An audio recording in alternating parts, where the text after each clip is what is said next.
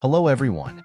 Last week, the main newsmaker, if you look at the global agenda in media, pop culture, and so on, was Mark Zuckerberg. Yes, the very same creator of Facebook and head of Meta, who not only announced the end of excessive censorship on his platforms, but went even further. For instance, the horror. He ordered the cancellation of almost all inclusivity programs and even insisted on removing tampons from men's restrooms. Yes, really? Now you might ask, what does this have to do with movies? Well, it's actually quite simple. Both Meta and, say, Disney, or even Warner Bros. Discovery, are massive global companies that shape the media landscape and promote pop culture worldwide. Analysts say that the moves Zuckerberg is making are by no means an isolated incident. It's said that Hollywood and the global streaming market could soon experience something similar, and it appears the pendulum might swing in the opposite direction more strongly than anyone anticipated. So, make sure to subscribe to our channel to stay on top of the hottest news from the world of cinema, and not only that. And of course, don't forget to hit the like button. Now, let's get down to business. So, what happened recently at Meta? As mentioned earlier, its founder, one of the richest people in the world, Mark Zuckerberg, stated that they are canceling content moderation, at least at the level it was before. In other words, imagine this. You can now joke about race or orientation, whereas not long ago, that would have been absolutely off-limits. Zuckerberg also acknowledged that they really did implement full-blown censorship at one point, though he quickly changed his tune and blamed it supposedly on the outgoing Biden administration. In Joe Rogan's podcast, Mark claimed that it was in fact the Democrats, after 2016 and Trump's victory, who introduced strict measures against disinformation in the media and on social networks, since, in their view, that was how Trump managed to win the election in the first place. But according to Zuckerberg, moderators turned into a tool of political censorship, and he compared the entire situation to the dystopian world of 1984. According to him, the greatest pressure began during the COVID-19 period, when they were supposedly forced to remove any information about possible vaccine side effects or any humorous memes involving Leonardo DiCaprio, and so on. If Zuckerberg's statements are to be believed, they really put the squeeze on him. So if you're curious, you can look up and listen to his episode on Joe Rogan's podcast. But the most interesting part is that the billionaire plainly stated all these unexpected moves, doing away with moderation, discontinuing internal inclusivity programs, and so on, only became feasible now that Trump and his team are returning to power. Moreover, Zuckerberg hinted that he wouldn't be the only one, and that other major players would likely follow suit. Of course, the Facebook founder here is very much in line with analysts, for example those from Forbes, who say Hollywood is also going to reinvent itself very rapidly, and that this will happen any day now. We've mentioned these kinds of trends before, back when the news of Trump's victory first came out, but now it seems the consequences will be much more serious than anyone ever expected. If you believe experts and anonymous industry insiders, Hollywood and the biggest streaming services invest billions of dollars each year in supporting what's called a progressive agenda. That includes funding huge DEI and inclusivity departments, appointing vice presidents for expanded representation, hiring employees based on quotas, producing tons of right kind of films and series that nobody really needs. An unnamed Hollywood producer, who remained anonymous, told The Independent that 15 to 30% of total spending at top studios goes specifically toward these initiatives. And although, in his words, that percentage has only grown in recent years, the money is basically being thrown down the drain. And let's recall the leaked recordings of one of the bosses at Disney Television, apparently Michael Jordan, where he believed he was speaking confidentially and talked about the bizarre policy at the company. How, as a white man, he could hardly get promoted because people like him weren't really favored, how they expanded the board of directors merely because they needed a black member, and so on.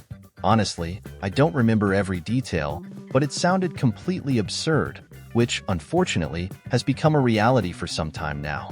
It looks like all of that is now going to be rolled back.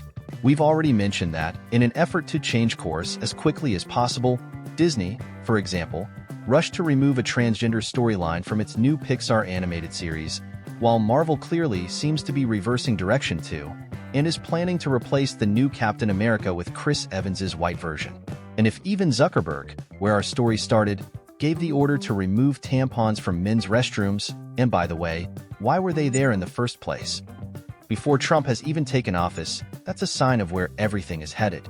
Though jokes aside, the founder of Facebook also shut down all of their inclusivity programs and did away with the diversity chief position, which exists in every Hollywood movie company, or rather, existed, because apparently Hollywood is now planning to do the same.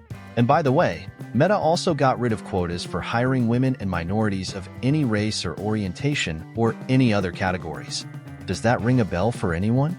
Personally, it immediately makes me think of the new Oscar rules for Best Picture, where, starting in 2024, you have to fill out a special form and indicate whether you meet the quotas for women, LGBTQ, racial minorities, and other so-called underrepresented groups.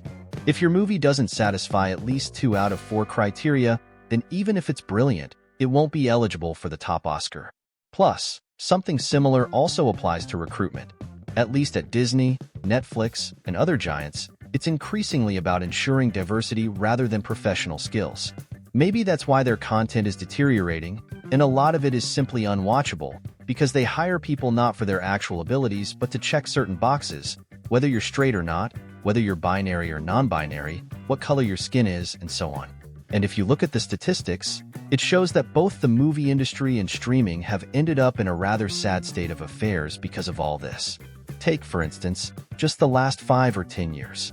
In one English-language article, it was said that Disney has lost more than 30% of its audience due to its policy of identity division.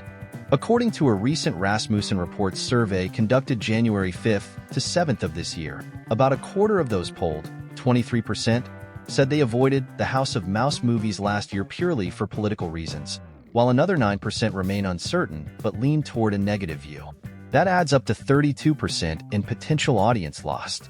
Some might argue that in 2024, Disney did relatively well, with its overall box office haul surpassing $5 billion, which none of its rivals managed. But if we look closer at the numbers, more than half of that sum came from just 2 titles, Inside Out 2 and Deadpool 3, which to a large extent mock Disney's agenda and its trademark corporate norms. As for Hollywood as a whole, another study shows that the number of movie tickets sold domestically in the US dropped by 46% since 2004. That statistic is more telling than revenue alone, since money has to be adjusted for inflation and other factors. In 2024, around 818 million tickets were sold in the US, whereas in 2019 that figure was 1.225 billion, a 34% drop in just 5 years.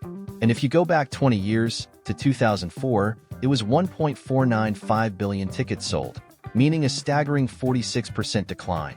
Naturally, according to the American press, Hollywood and its allies in the entertainment media will blame anything, from the pandemic, which has dragged on for 4 years, to racism, sexism, and toxic fandom, rather than own up to producing low-quality content. As one article put it, it's time to open your eyes to reality. And even in the streaming world, not all is well. After the incredible surge in 2020 and 2021, in 2024 users cut back on streaming expenses by as much as 23%, meaning nearly a quarter of them canceled their subscriptions. In short, all of this shows that content creators were told for too long what to produce, where, when, and with whom, and viewers have simply had enough. It appears that many Hollywood execs have also grown tired of this, which is why a massive shift is coming to the industry, and it's already starting. Nobody knows what this will ultimately lead to, but let's hope it brings some positive changes. And what do you think about all this? Be sure to share your thoughts in the comments, subscribe, hit the notification bell so you don't miss any of the latest news, and of course, leave a like. Thanks to everyone for watching, and see you next time.